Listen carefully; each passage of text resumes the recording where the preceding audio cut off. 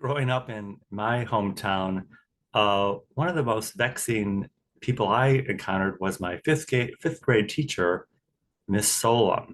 And looking back, her name, Miss Solom, it's very similar to the word solemn. But Miss Solom was a stickler about everything. It had to use the correct word and the correct pronunciation. Everything had to be decent and in order. In fifth grade, we had our first two Black students come to our school. And, I have to say, the only thing that was noteworthy or noticeable about them is that they arrived on a school bus, which was foreign to all of us because most of us either walked to our neighborhood school or got a ride from our parents. But in the time that I was there, no one ever mentioned anything about them being Black. Nothing was ever said derogatory, and the teachers never said anything, and our parents never commented on it. But one day in class, Brenda ran in from the hallway and said, "Oh my God, Miss Solom, Susie Joe is out in the hall throwing up." And Miss Solom, she did not miss a beat. She found it necessary to correct Brenda by telling her that the correct word is vomit. And I remember thinking, wait a minute. I think we need to give Brenda the benefit of the doubt that throwing up is probably a better fit. It's more polite, it's more socially acceptable instead of beating someone up for not using the word vomit. Another memorable moment in my elementary school education was when we were, I think it was third, maybe it was fifth grade, learning the multiplication tables. And we were doing rounds in groups of three to give the right answer. And our group got 8 plus 9 or 8 times 9. I'm still trying to figure out what that one is. And we were guessing. We had the wrong answer. And the third guess that we blurted out, our teacher told us out into the hall. And I remember staying out in the hall and being so frustrated and disappointed. I didn't often get in trouble or chastised. And I remember thinking, wow, there's a lesson here, but I really wasn't sure what it was. But all these years later, I realized that sometimes we just can't figure things out. We can't just grasp at an answer. Sometimes we need to give things space. Sometimes we get allowed to give things a lot of space and let the answer come to us. Welcome to Illinois Bridging Awareness. I'm Stanley Smith at Illinois Bridging Awareness. I think we all set out in the beginning to find the answer, know the answer, and fix this mess we seem to be in the world and in our personal lives. We seem like we all had a life going, and then we kind of hit a train wreck because of the pandemic and social unrest and political upheaval. Seems to be a lot going against us from a basic level. But if we allow ourselves, not to continually be triggered, I think we're slowly rising above that level and seeing a greater puzzle, or picture, or opportunity to be fulfilled. And I think that's what we're doing here at Illinois Bridging Awareness, where we have moved from the fixing, finding solution mode to more of the reflective, giving space mode. And I think that might seem counterintuitive to some people. Some people might think we're just sitting on our hands here at Illinois Bridging Awareness. But truth be known, we've been working plenty hard behind the scenes, and we do track down most storylines, most leads, and most scenarios. And the one we've been working on most recently this summer and into fall was the concept of the forming a general assembly and returning to our original jurisdiction here in Illinois. And I can say that, but I don't entirely know what it means, even though I've been on a phone with Lena, who's the operator of Passion, Power, Freedom, and with David Buck, who is North Shore resident here in Illinois. And they're instrumental in forming this General Assembly, and they need people to be informed about it, engaged about it, and to volunteer to participate in it. So we didn't really want to share this until we had vetted it more. It was originally brought to us by Carol Bazan in the southern part of the state. And I picked up the ball, and the ball led me to David Buck, and then in contact with Lena.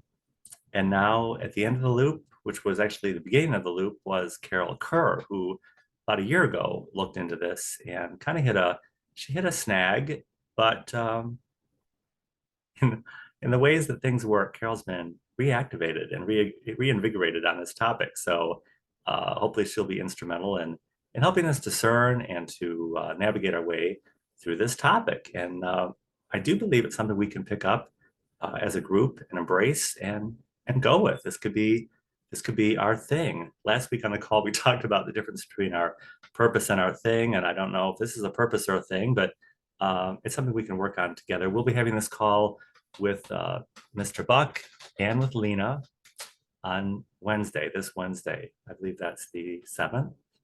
And it'll be 7 o'clock, 7 p.m.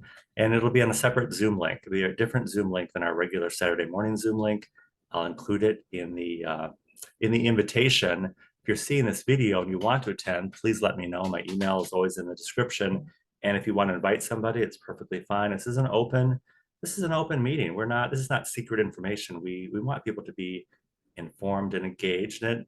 And it somewhat speaks to our topic of the idea of fixing versus just letting something new come into our world. Misa Edwardson shared with me recently the idea of we're either looking for a fix, a change, or a shift. And I do think the word shift is a word that hits home with me because I've suggested before that sometimes we need to just step aside from ourselves and get out of the way of the answer that needs to come through, or the solution that needs to come through, or the realization that needs to happen. Sometimes we need to just step aside and have a shift, and almost like shifting gears. We're still going in the same direction. We're still operating the same piece of equipment. We're just shifting gears somewhat, so we can go faster or navigate the terrain a little more effectively. On the Saturday call last week, we were talking about purpose and our thing. And Jim Downs shared that the idea of words themselves can often be insufficient and inadequate, which was ironic because Jim is this Mr. Words. He loves words and sends out his pairing each week of words which offer additivity, the idea that words in themselves might be inadequate, but together and paired with other words, they become more powerful, more meaningful, and paint a better picture. But Jim suggested, in addition to words, we look for symbols, and also to look through whatever topic, whatever thing we're working on, and be aware of how it makes us feel. And I thought, oh, that's a good point. How does it make us feel? How do we feel in this time? Happy, sad, frustrated, vexed, joyful, any number of things. We probably should look at the words that convey the idea of the gamut of emotions. I think if we're aware that it's almost like a piano keyboard, there's many, many keys. It could be like the good part in a bad story. We could be happy in a sad time and sad in a happy moment. There's lots of different conflicting notions of things that could happen. We also talked about the idea of being aware, and in this time, being open to the idea of noticing things, like noticing when someone says something nice, when someone gives you a compliment, when you witness an act of kindness, and giving space, just doing nothing. And we're all uncomfortable doing nothing, but just look for silence, look for the nothingness. On the call, we practice breathing in to our minds and our spirit and our soul, and exhaling everything out to the universe, and then sitting for just a moment with no breath, just in the nothingness, and just see how that feels, and see if it provides a space and opportunity for something to enter into your world. So I said we don't usually have homework on the Saturday call, but this week we did have the homework of this week, as you're going through your daily living, just set aside, just shift a little bit, get out of your way, and just be for a moment, and just do nothing, and just see if you have an added sense of awareness, where you witness something. One thing I've noticed is in my world, I walk by things every day, and I had a moment where I noticed something I walk by every day. Like I've walked by it for 20 years. And I never noticed it. It caught my attention and I saw it. Maybe I saw it just in a new way, but to me, it felt like I'd seen it for the first time. So look for those things and take note of them and see what they're telling you. In the Lana Del Rey song "Chemtrails Over the Country Club" that came out last year, some of the lyrics caught my attention. The idea that we have to do the dishes, doing the laundry, and washing the dishes while at the same time we're contemplating God. And it is kind of how it is. We're doing it all at the same time. So for those people who might have thought we were sitting on our hands here in Illinois, please accept my invitation to join us on the Wednesday call to learn about the General Assembly. And that invite will be coming out today. And for the Saturday call, we'll continue our conversation of where we are, how we're feeling, the inadequacy of words, and where we're seeing um, emptiness and silence, and what is welling up in our lives during those moments. If you would like to join us at Illinois Bridging Awareness, the Saturday call is every Saturday at 9 a.m. Central Time on Zoom. I will include my email in the description of this video, and I look forward to seeing you very, very soon.